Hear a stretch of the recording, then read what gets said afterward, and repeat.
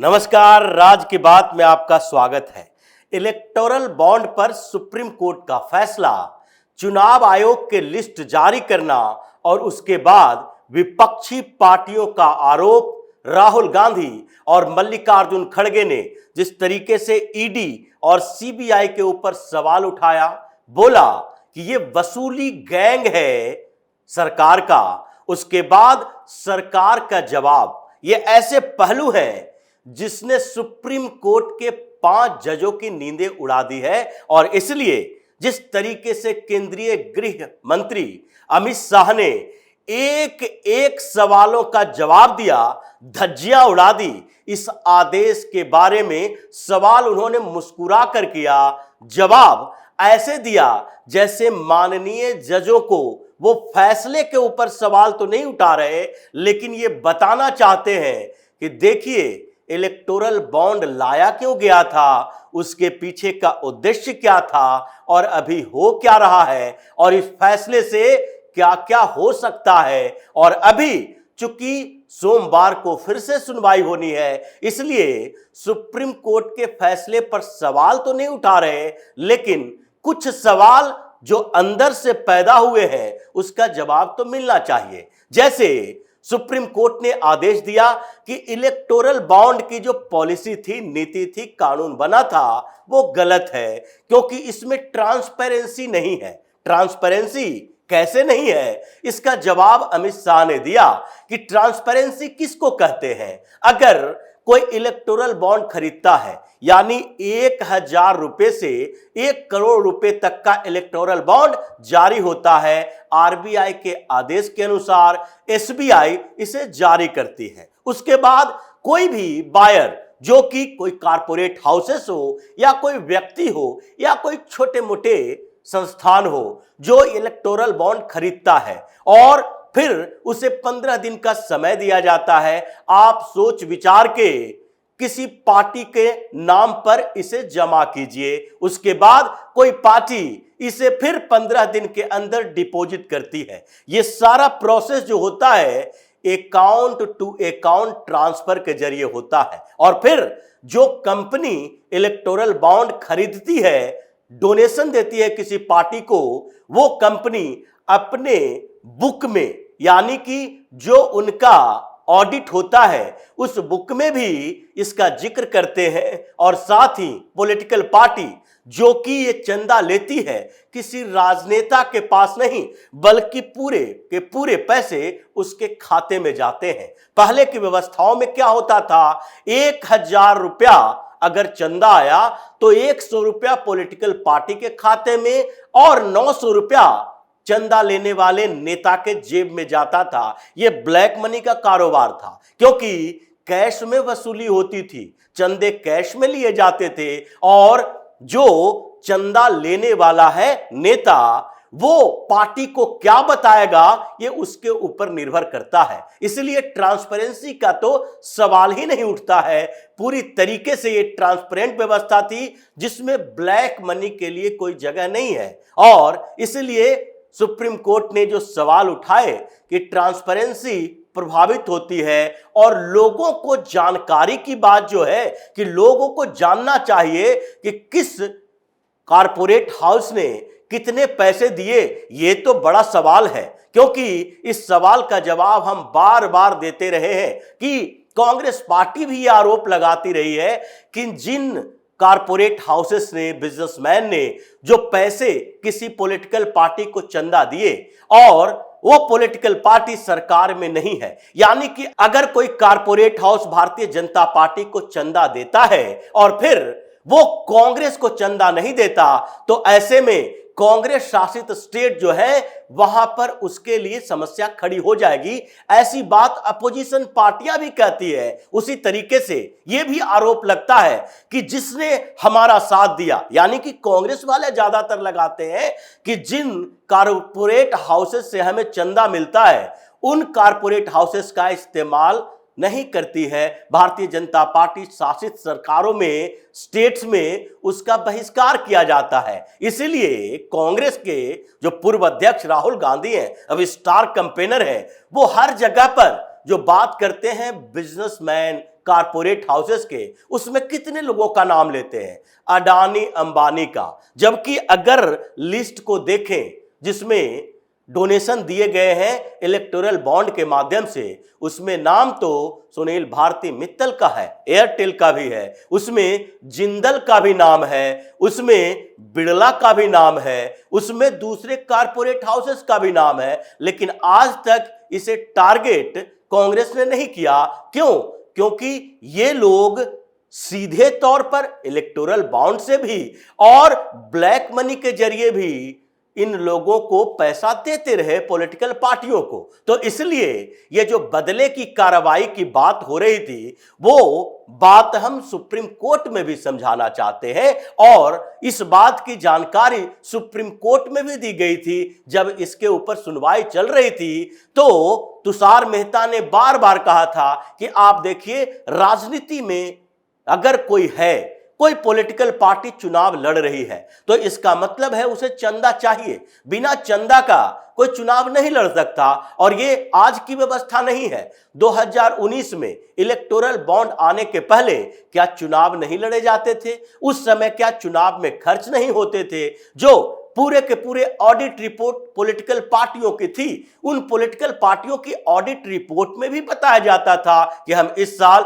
चुनाव में 500 करोड़ खर्च किए, 800 करोड़ खर्च किए। और उससे पहले जो खर्च के ब्यौरे दिए गए, उसके अलावा भी जो ब्लैक मनी का कारोबार होता था, ब्लैक मनी जो कैश में पैसे दिए जाते थे, उसी का परिणाम तो है कि आज एक एक स्टेट में चुनाव होता है। राजस्थान जैसे स्टेट में चुनाव हुआ और वहां इलेक्शन कमीशन के एक्टिविटी और आईटी डिपार्टमेंट के माध्यम से जो छापेमारी हुई, उसमें 300 करोड़ रुपए कैश में बरामद हुए। क्या ये इलेक्टोरल बॉन्ड का पैसा था? ये सुप्रीम कोर्ट के सुनवाई के दौरान तुषार मेहता ने भी कही थी। अमित शाह ने एक एक करके जवाब दिया। 5 जजों के इस फैसले के, इस आदेश की धज्जियां उड़ा दी, क्योंकि इसमें बात अलग अलग मुद्दों पर हो रही थी। और उसमें एक बात इस पर भी है कि क्या ईडी और सीबीआई जो वसूली की बात मल्लिकार्जुन खड़गे और राहुल गांधी ने कही थी, उसके ऊपर भी अमित शाह ने साफ तौर पर कहा कि देखो, ये बात जो सवाल उठाए जा रहे हैं उस सवाल का जवाब है और ये जवाब सुनना पड़ेगा विपक्षी पार्टियों को। जो आरोप लगा रहे हैं वो ये साबित करे कि क्या किसी कारपोरेट हाउस ने जो भारतीय जनता पार्टी को इलेक्टोरल बॉन्ड के माध्यम से डोनेशन दिया है, उसके खिलाफ कार्रवाई नहीं हुई है। जैसे एक उदाहरण है जिसकी चर्चा बार बार हो रही है कि सबसे ज्यादा इलेक्टोरल बॉन्ड के पैसा जो दिया गया है, ये लॉटरी किंग जिसको कहते हैं सैंटियागो मार्टिन, उसी ने दिए हैं 1368 करोड़ रुपया। लेकिन उसके बारे में केंद्र सरकार के जो स्टैंड रहे हैं उसको देखिए। उसने 2019 से 2024 तक इतने इलेक्टोरल बॉन्ड खरीदे। 1368 करोड़ रुपए के इलेक्टोरल बॉन्ड में अलग अलग पार्टियों को डोनेशन दिया होगा जो अभी क्लियर नहीं है। उसमें भारतीय जनता पार्टी को भी दिया होगा, लेकिन उसके खिलाफ कार्रवाई किसने की और उसका सपोर्ट किसने किया, यह उदाहरण के तौर पर देखा जा सकता है कि सैंटियागो मार्टिनो के खिलाफ गृह मंत्रालय की तरफ से एडवाइजरी जारी की गई थी।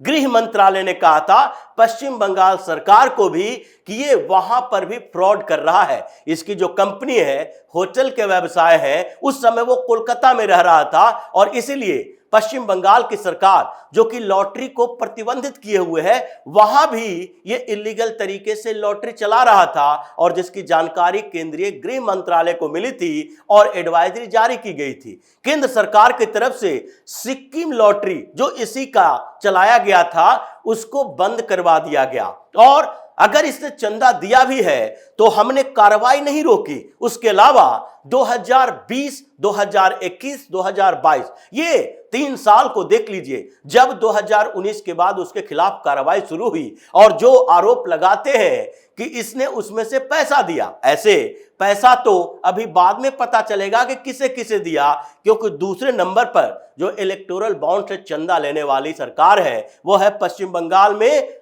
ममता बनर्जी की पार्टी टीएमसी 1600 करोड़ रुपए का। इस पर बाद में बात करेंगे, क्योंकि इस पर भी अमित शाह ने बहुत बेहतरीन तरीके से इन 5 जजों के फैसले की धज्जियां उड़ाई है और जो विपक्षी पार्टी आरोप लगा रहे हैं उसकी भी बात कही है। लेकिन सैंटियागो मार्टिनो के बारे में यह बात तो तय है कि उसने सारी पॉलिटिकल पार्टियों को पैसे दिए। केरल में लॉटरी चलाता है, वहां तो सीधे तौर पर उसने डोनेशन दिए थे पहले भी, और आज भी पता है कि सीपीएम को, कांग्रेस को वो डोनेशन देता होगा।